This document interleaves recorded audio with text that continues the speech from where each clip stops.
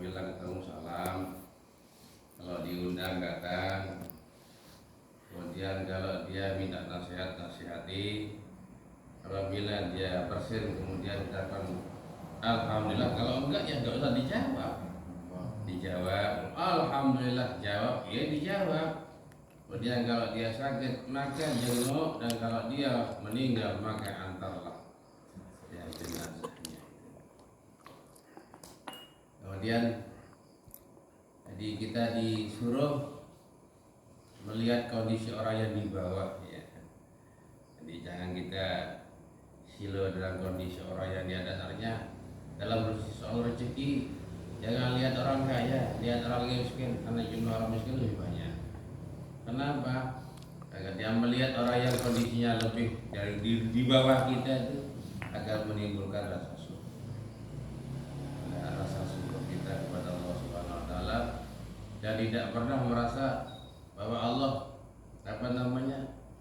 tidak alim terhadap kita. Kemudian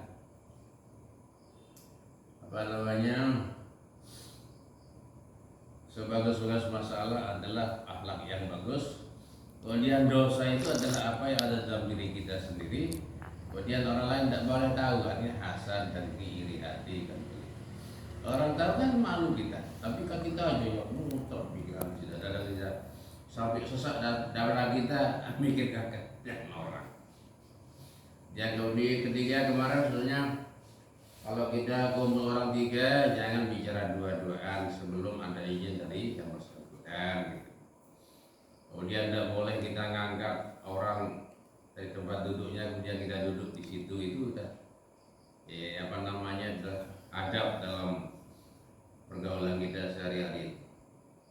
Kemudian kalau makan, nah itu makan kemarin ya, jangan dicuci tangannya sebelum ya itu pun juga kalau makan sendiri, kalau makan orang banyak kan rasa juga malunya ya. Nah ya. Selanjutnya masalah salam. Nah, masalah salam. Yuslimus sagiru alal kabir wal maru alal qaidi wal qalilu alal kasir. Jadi salam itu ya absus salam tadi kita ketemu itu ucapkan salam. Yusallimus sagiru, hendaklah yang kecil mengucapkan salam kepada orang besar. Artinya apa? Yang anak kepada orang tua, yang muda lah yang mendahulukan salam itu. Ya kita yang begini ya, kalau ketemu mbah-mbah ya kita yang duluan salam. Ya itu seperti itu. Lah kalau sebaya terserah siapa yang mau duluan. Kalau sama-sama sebaya begitu. Ya kalau misalnya kalau murid sama guru ya termasuk lah guru yang dulu assalamualaikum mesti muridnya, yaitu aturannya seperti itu. Tapi kalau gurunya ya salam duluan ya tidak masalah. Wal maru alal qaidi, kemudian yang jalan ucapkan salam kepada yang duduk. Banyak kumpulan orang duduk, kemudian kita jalan, kita yang ucapkan salam assalamualaikum. Wal qalilu alal katsir, kemudian orang yang sedikit ucapkan selamat kepada orang yang banyak. Dalam suatu majelis kita datang sendirian, ya kita yang ucapkan selamat, jangan kita yang banyak kok assalamualaikum kepada orang yang baru datang satu atau dua orang itu. Mereka yang sedikit ucapkan selamat. Nah, warraqibu alal masyi, orang yang mengendarai. Nah, yang mengendarai sepeda ya, seorang jalan kaki yang naik sepeda ini salam. Itu sepeda motor atau apalah, nunggang kuda, unta, kayak apa, yang penting yang menunggang itu yang duluan ucapkan salam kepada orang yang berjalan. Kemudian yujzi manil jamaati idza marru ayusallim aduhum wa yujzi wa anil jamaati ayyaruddaha aduhum. Kemudian cukup suatu majalah, suatu jamaah ucapkan salam cukup aja lah satu yang mewakili. Kemudian yang jawab juga satu, yang misalnya jamaah sana assalamualaikum, waalaikumsalam kan, sama-sama jamaah cukup satu orang. Andai kata semuanya ya tidak masalah juga. Artinya tidak ada yang salah. Andai kata yang ucapan selamat itu satu orang, yang jawab juga satu orang, atau ramai assalamualaikum, yang jawab juga salam itu orang, tidak masalah. Ini dalam akad. Ini hal-hal yang sepele dalam kegiatan kita sehari-hari, tapi penting, ya, penting sekali itu. Jadi makanya perlu kita bahas akhlak kita sehari-hari terhadap diri kita sendiri maupun kepada saudara-saudara kita, teman-teman kita, itu perlu kita kaji itu. Nah, sekarang ini kita lanjutkan kepada hadis yang 1240. Ya, ini kan dari awal ini ya. Jumlahnya 1240, tapi ini khusus bab itu nanti saya akan carikan ada khusus tentang ini. Yang kita kaji ada khusus bukunya dipisah dari Bulughul Maram ini, dan kemudian diberikan syarah penjelasan. Itu nanti saya akan sampaikan itu kalau sudah dapat bukunya, nanti insya Allah saya sampaikan itu penjelasannya yang lebih panjang lagi. Ya. Ini. Ya, teman salam.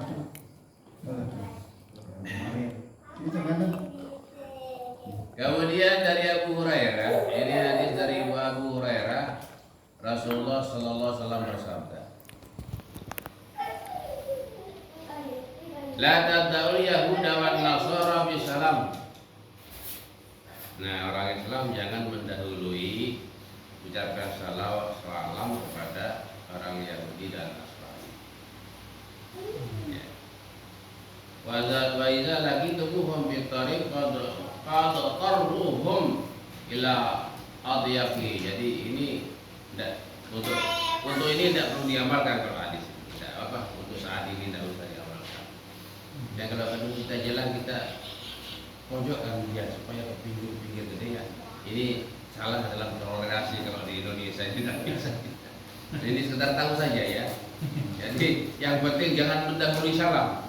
Nah, kalau lanjutannya ini kalau ketemu dengan seakan-akan senggol aja begitu dia ke pinggir gitu. Kan itu sudah tidak mencerminkan anak. Kalau di Indonesia sudah tidak perlu dibicarakan lagi sudah. Nah, andai kata mereka yang ucapkan salam kepada kita, apa jawabannya? Assalamualaikum, ya pasang juga mereka kan, rata-rata pasang. Nah, yang jawab ini apa jawabannya? Ya. Ada penjelasan di situ. Waalaikumsalam. Waalaikumsalam. Tapi ya jangan terlalu jelas. Soalnya Waalaikumsalam itu bagi kamu itu racun. Jawabannya bagi kamu racun. Waalaikumsalam. Atau supaya tidak terlalu nampak, sin diganti shot. Sin diganti shot. Waalaikumsalam. Nah kan tidak nampak betul itu. Jadi yang mengucap salam itu tidak tersinggung. Ya. Tapi kita juga tidak salah, tidak pakai sin kok, shot yang dipakai. Assalamualaikum. Waalaikumsalam. Nah, seperti itulah. Nah, salam juga kan gimana? Cuma salam juga. Yo salam itu tetap saja, salam itu artinya kan sejahtera. Iya sejahtera itu ya. Sejahtera. Ya, ganti sa atau shot. Tapi kalau Sam itu terlalu sadis, bagimu racun. Nah, Sam itu racun. Ya, terlalu sadis gitu. Tapi jangan juga tidak dijawab karena apa ya? Tersinggung namanya. Tidak dijawab. Ya. Tapi kalau misalnya berkelompok dia, ada temannya yang Islam, misalnya dijawab Waalaikumsalam tidak apa-apa. Karena ada iya, hanya satu orang. Iya, bisa ini adab, ya adab itu ya. Yang penting salam itu wajib dijawab. Untuk Islam yang akidahnya sama, kalau untuk yang tidak ya sudah ya ingat jangan sampai menggunakan sin dalam hal itu shot atau tak. Ya. Ya. Waalaikumsalam. Nah lebih kasar lagi kalau Waalaikumsalam, kegelapan bagi kamu, gelap kesesatan. Apa namanya salam itu hanya gelap. Kita lanjutkan dari Abu Hurairah juga ini, dari hadis dari Abu Hurairah yang tadi diriwayatkan oleh Muslim, yang sekarang diriwayatkan oleh Al Bukhari. Idza atasha ahadukum faliyakul apabila kamu bersin, ya salah seorang di antara kamu bersin, hei, nah, ya mau bersin sekali ke berapa kali, kadang-kadang kadang-kadang dicek gitu. Saya itu kalau bersin tidak akan berhenti kalau belum 7 kali. Ada penyakit sinus. Tapi ya ada apa-apa memang. Mau setiap bersin alhamdulillah tidak apa-apa. Tapi capek memang. Dia tunggu aja terus selesai 7 kali baru alhamdulillah. Ya. Idza atasya ahadukum falyaqul apabila salah satu di antara kamu itu bersin, ya. Falyaqul maka adalah diucapkan alhamdulillah. Apa begitu kita bersin itu rasanya lega, rasanya apa namanya sehat begitu. Patut kalau kita katakan alhamdulillah habis bersin itu agak lega rasanya. Walyaqul lahu akhuhu maka yang mendengarkan itu orang yang mendengar kalau enggak mendengar enggak apa-apa. Orang yang mendengar itu dia jawab yarhamukallah. Yarhamukallah, semoga Allah memberikan rahmat kepada kamu. Nah, kalau tadi saudaranya yang menjawab yarhamukallah, fa iza qala lahu yarhamukallah, apabila menjawab yarhamukallah, falyaqul yahdikumullah wa yuslih balakum. Itu jawabannya. Jadi kembali yang bersin tadi yang jawab, ya. Cai alhamdulillah. Pak Halik menjawab yarhamukallah. Saya yang bersin menjawab yahdikumullah wa yuslih balakum. Semoga Allah memberikan petunjuk kepadamu dan memperbaiki segala urusanmu. Ya, memperbaiki segala keadaannya. Ya, kalau sudah itu ya. Banyak juga hadis yang ini wa yuslih balakum, banyak juga hadis-hadis yang menyuruh kita itu berdoa atau zikir dengan kalimat-kalimat yang lain yang artinya juga yuslih balakum ini. Banyak itu ya. Ya hayyu ya qayyum bi rahmatika astaghfir aslih li sya'ni. Nah, sama diperbaiki ya Allah keadaanku. Ya. Aslih li sya'ni. Perbaikilah keadaanku. Ini jadi bagus sekali dan indah sekali ajaran Islam itu sebetulnya. Cuma kadang-kadang orang sering paham begitu dia bersin berkali-kali marah. Padahal ceritanya begitu kita bersin itu udah berapa bibit penyakitnya. Ya, makanya kalau kena corona kan bersin gitu. Memang dari situ banyak penyakit. Jadi itulah sebabnya juga kalau kita wudu, ya, disarankan itu kalau sudah habis berkumur-kumur kita juga harus menghirup air. Nah, baru kita buang ke arah kiri supaya terasa gitu. Hirup, jangan hanya di sini aja dihirup. Nah itu dihirup beneran. Kalau kita wudu itu, artinya di samping itu juga kita apa? Di samping itu sudah Rasul sebagai sunnahnya, dan juga kan, dan namanya bibit penyakit kotor-kotoran kan banyak di sini. Nah kita buang setiap kita berwudu, kita buang itu. Memang itu perkara sunnah, tetapi kalau dipikir-pikir sangat penting. Ya, banyak sesuatu yang sunnah. Tetapi kalau dipikir penting, artinya lama-lama kita biasakan diri untuk melakukannya. Memang tidak wajib, itu sunnah saja. Ya. Tapi setiap yang sunnah insya Allah itu ada balasannya. Nah, ayo itu ada waktu bersin gitu. Indah sekali akhlaknya Islam itu sebenarnya. Kita lanjutkan juga dari Abu Hurairah. Dari Abu Hurairah Rasulullah bersabda, la yashraban ahadukum iman.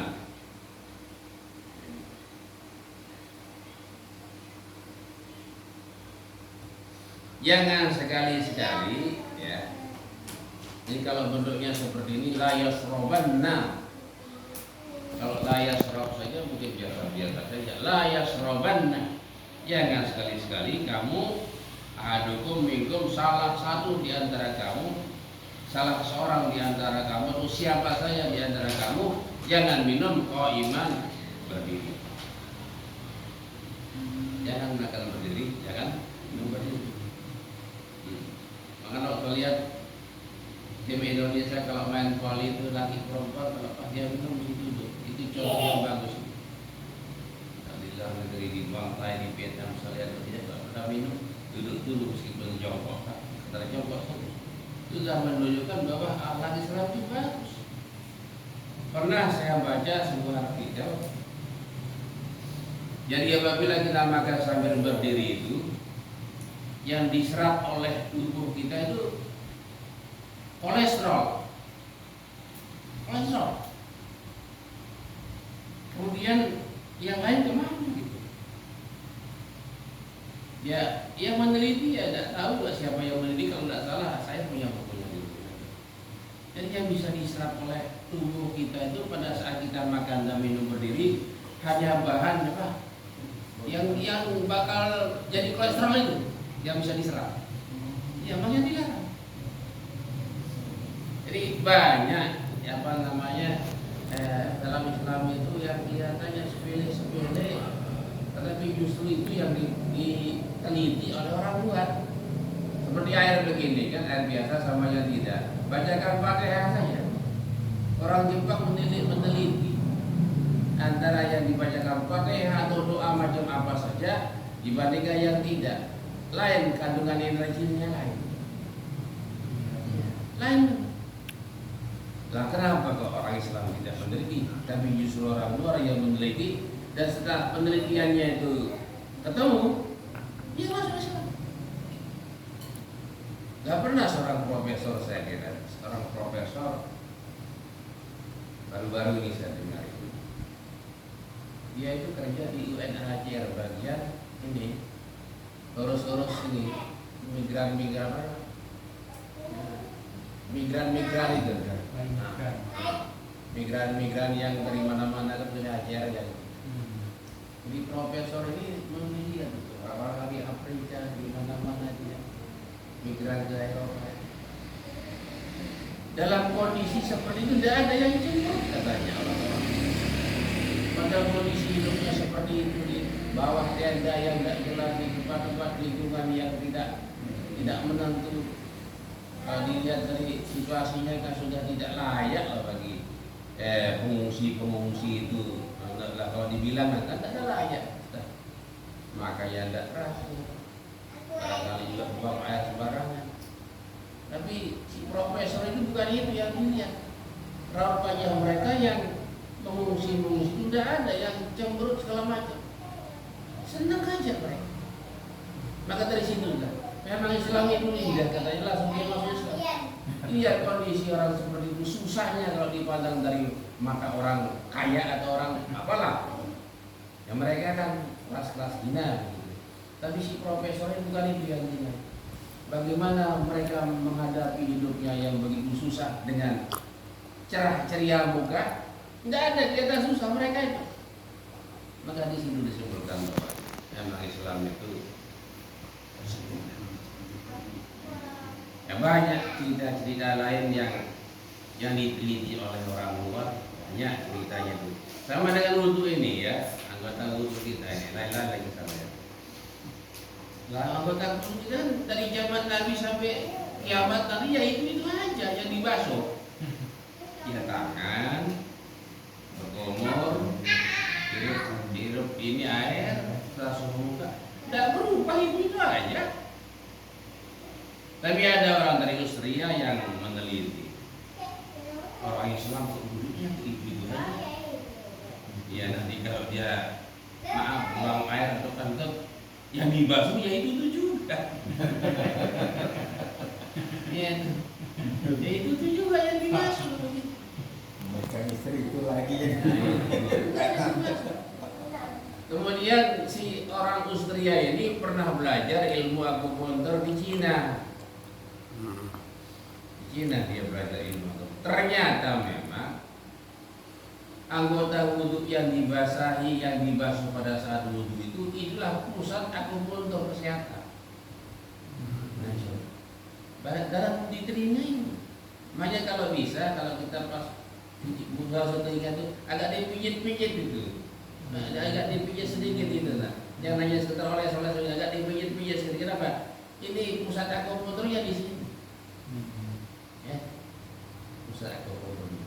Nah, orang Austria tuh yang meneliti. Orang Islam itu kok tidak ada yang di situ.